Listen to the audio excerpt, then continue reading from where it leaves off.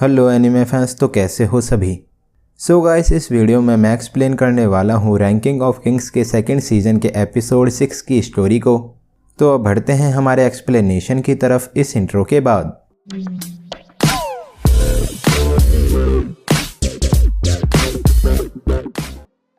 तो एपिसोड 6 के स्टार्ट में बोजी बॉस को डिफीट करके किंग बन जाता है।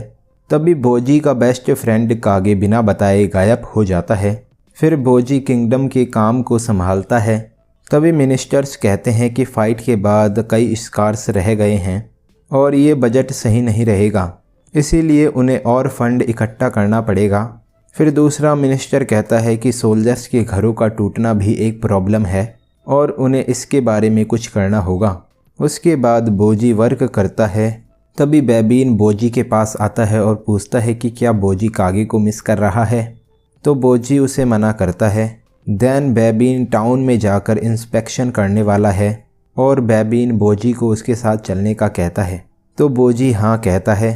फिर बेबीन होकुरो को भी उनके साथ टाउन में चलने का कहता है। तो होकुरो यस सर बोलता है।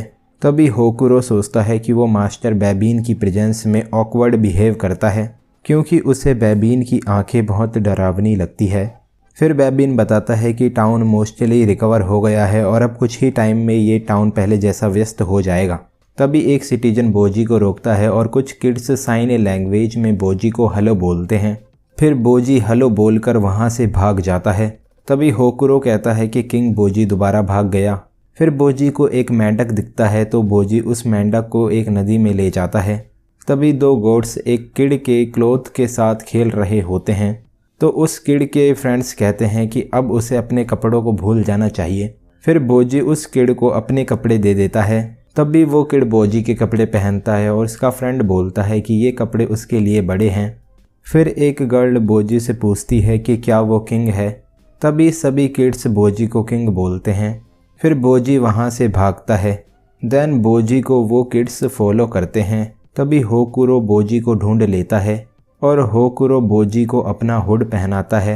फिर किड बताता है कि बोजी ने उसे अपने कपड़े दिए थे क्योंकि उसके कपड़े ख़राब हो गए थे। तो होकुरो बोजी को बहुत काइंड बोलता है। फिर बेबीन कहता है कि दूसरों की हेल्प करना अच्छी बात है, पर अब बोजी इस जगह का किंग है और अगर बोजी को सर्दी लग जाएगी तो बोजी कंट्री को प्रोटेक्ट नहीं कर पाएगा। तभी बेबीन आगे चलने का कहता है। फिर दो गर्ल्स अपने पेट पीपी को ढूंढ रही होती है, तो होकुरो उनसे उनकी प्रॉब्लम पूछता है। तभी गर्ल बताती है कि उसका बर्ड पेट कहीं चला गया है। फिर बोजी कागे के बारे में सोचता है और बोजी बेबीन से इस गर्ल के बर्ड को ढूंढने का कहता है। तो बेबीन बोजी की बात से एग्री करता है, पर वो बर्ड को ढूंढ पाएंगे इसकी कोई गारंटी नहीं है। उसके बाद वो सभी पीपी को ढूंढ रहे होते हैं, पर उन्हें बर्ड कहीं पर भी नहीं मिलता और वो थक भी जाते हैं। तभी बोजी पीपी को विशल बजाकर बुला रहा होता है। फिर बेबीन को उसका स्नेक कुछ बताता है, तो बेबीन अलग तरह से विशल बजाता है और बाकी सब भी बेबीन की तरह विशल बजाने लगते हैं। फिर एक किड बोजी से कहता है कि उसके पास एक आइडिया है।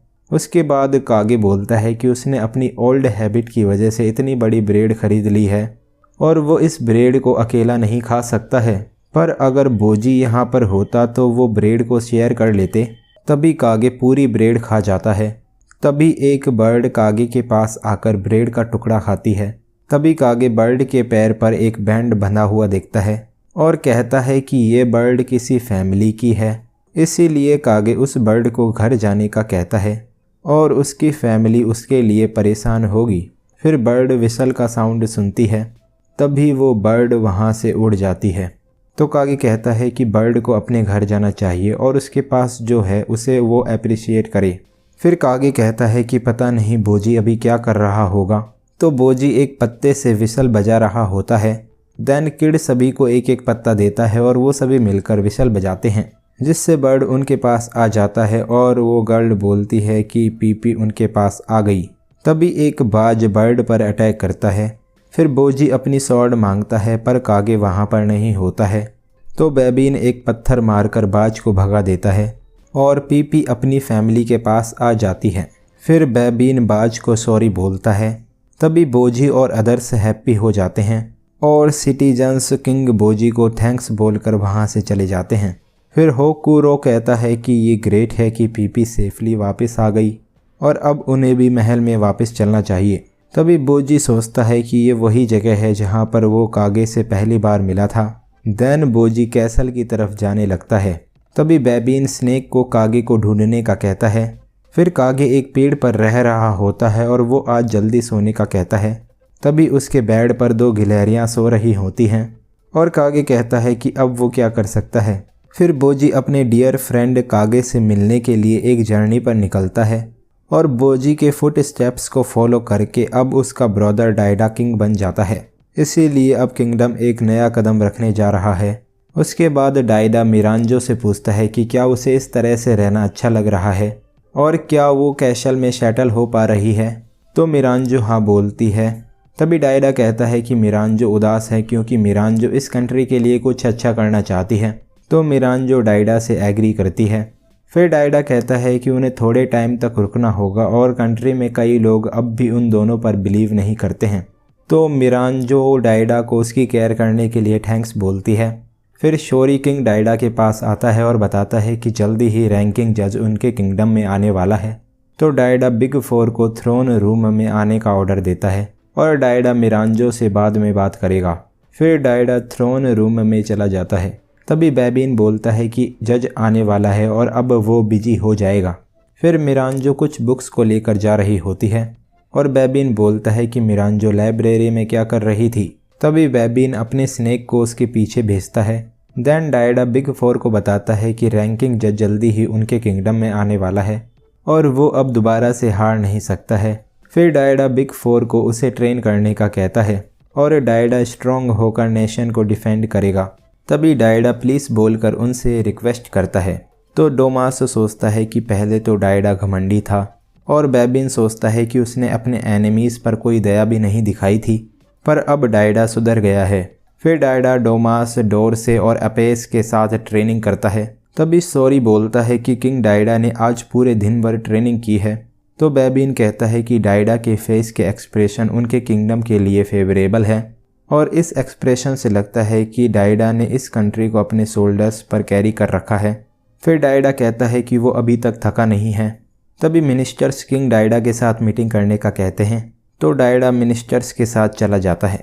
फिर कुछ मजदूर एक सोल्जर से पूछते हैं कि कंस्ट्रक्शन क्यों रोक दिया गया है, पर सोल्जर को इसके अलावा और कुछ पता नहीं होता है और जब तक उसके ऊपर के ऑफिसर्स रिकंस्ट्रक्शन पॉलिसी को सेटल नहीं करेंगे तब तक सारा कंस्ट्रक्शन का काम रुका रहेगा।